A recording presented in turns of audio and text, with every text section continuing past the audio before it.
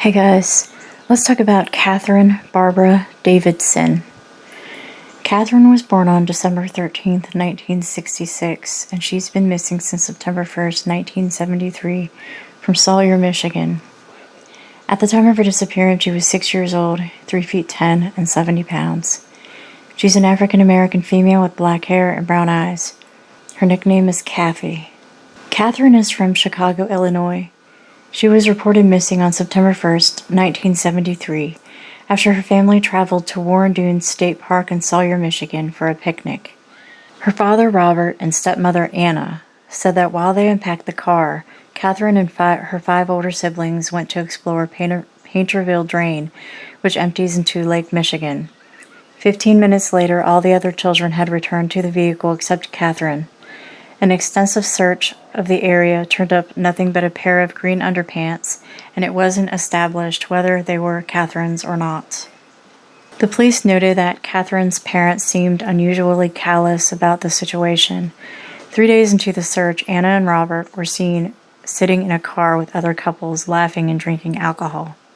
The police were suspicious, but there was no evidence to implicate the Davidsons at the time, and all their children backed up their story. Anna and Robert had another daughter, Joy, after Catherine's disappearance.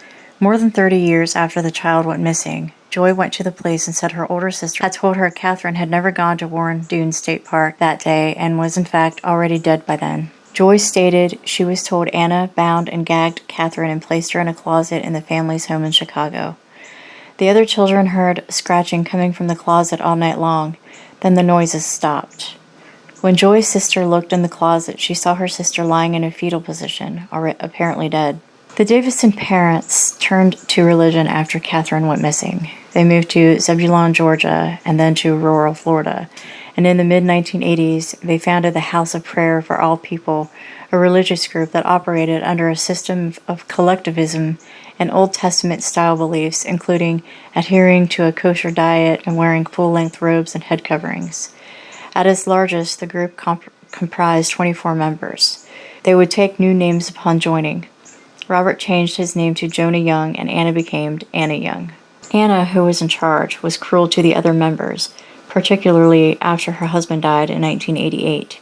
She forced members to turn over all their savings, separated parents from their children, and frequently starved, humiliated, beat, and tortured the members, especially children, for their, quote, sins. Unquote.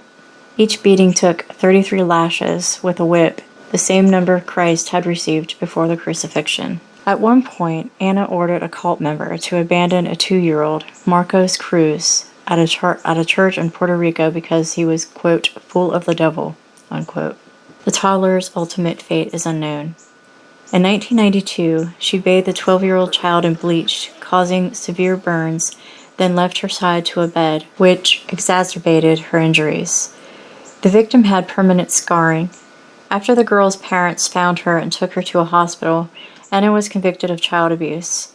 Before she could be sentenced, she went on the run with Joy, who was still a child at the time. The cult dissolved in her absence.